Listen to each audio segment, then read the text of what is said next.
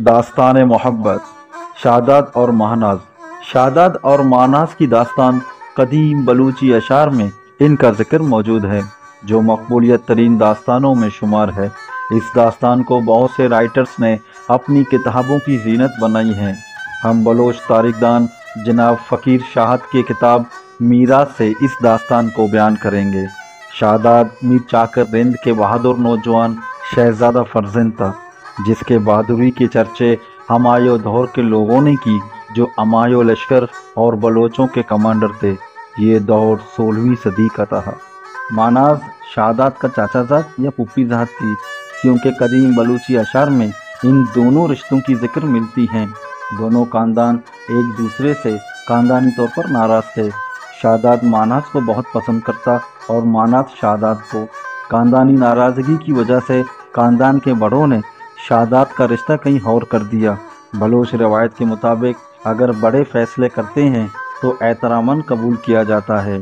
शादाद ने बलूची रवायत को बरकरार रखते हुए शारी नाम की लड़की से शादी की। कुछ कुतुब में मुगू नाम की लड़की का जिक्र है। शादी के कुछ मुद्दत बाद दोनों खानदानों के दरमियान सुलह हुई। इसी का फ़ायदा उठाकर शादाद ने महनाज से दूसरी शादी कर ली और शादाद का ज़्यादातर तवज्जो महनाज पर हुआ। शारी एक सोच व फिक्र में मुब्तला हुई कि शादाद के दिल से कैसे महनाज को निकाल दूं और शादाद का तवज्जो अपनी तरफ कर लूं।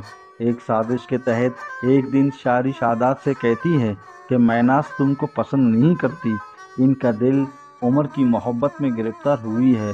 शादाद शारी की बातों को सुनकर कहते हैं, महनाज हरगिज़ ऐसी औरत नहीं, तुम्हारी अकल अंधी हो चुकी है। आइंदा महनाज और उसकी इज्जत के बारे में ऐसी बातें मत करना, वरना तुम्हारी पूरी ज़ुबान काट दूंगा। शारी ने सोची कि शादाद तो ऐसे मेरी झूठी बातों पर यकीन नहीं करेगा। उसने एक और साजिश की। एक दफ़ा आधी रात को उठकर उमर के चप्पल ले आई और बर्तन से पानी लेकर ज़मीन पर गिरा दी और उन चप्पलों से महनाज की चारपाई तक निशानात बनाई। सुबह सादिक के वक्त शादाद से कहा कि आज रात महनाज ने तुम्हारी इज्जत खराब करने में कोई कसर नहीं छोड़ा। मैंने अपनी आंखों से देखी, यकीन नहीं आता तो उमर के चप्पलों के निशानात देखते। जब शादाद ने ज़मीन पर निशानात पाए तो शादाद के दिल में शक पैदा हुआ और शारी की बातों पर यकीन की, जो महनाज इन सब बातों से बेखबर थी। शादाद बड़ी सदमे में मुब्तला होकर महनाज को नज़रअंदाज करके ज़्यादातर वक्त घर से बाहर गुजार लेता। एक दिन शादाद अपने दोस्तों के साथ शिकार से वापस नहीं आए और बेचारी महनाज अपनी सहेलियों के साथ उसके राह पर इंतज़ार कर रही थी। तो शादाद जैसे ही अपने दोस्तों के साथ आ रहे थे तो महनाज ने शादाद को देखकर खुशी से सामान लेने के लिए दौड़ी, जिस पर शादाद ने वहां मौजूद लोगों के सामने गुस्से से महनाज को धकेला, जिस पर महनाज रोती हुई घर की तरफ दौड़ी। शादाद घर पर आकर महनाज को बालों से पकड़कर मारपीट शुरू की, जिस पर महनाज अपनी बेगुनाही साबित करने के लिए कुरान मजीद पेश करती रही। शादाद यकीन कैसे करें, जिसने शारी की बनाई हुई चप्पलों के निशानात अपनी आंखों से देखे थे। शादाद कुछ लोगों के सामने महनाज को तलाक देकर एक कासिद को महनाज के वालिद और भाइयों की तरफ रवाना करते हैं, ताकि आएँ अपने बहन को उनके हक मेहर समेत ले जाएं।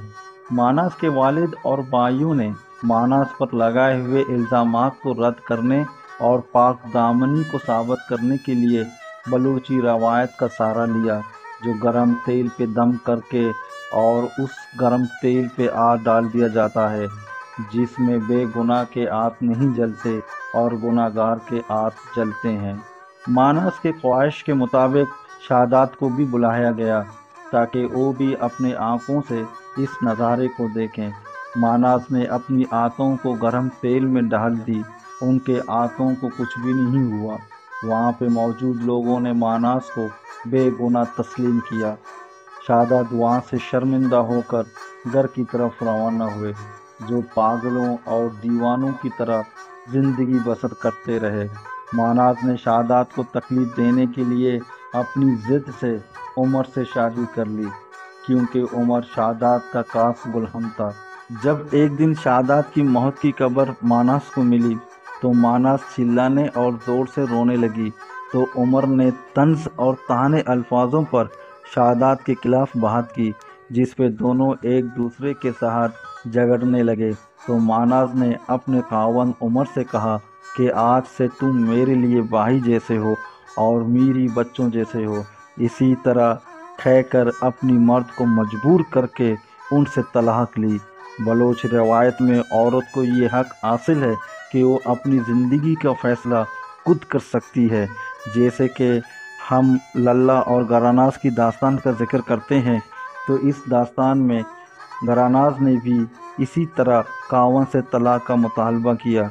अक्सर लोग बिना तहकीक के बलोच तारीख और रवायत से नावाकिफ़ होकर बलोच कौम से मनगढ़ंत कहानी बनाने में पेश होते हैं।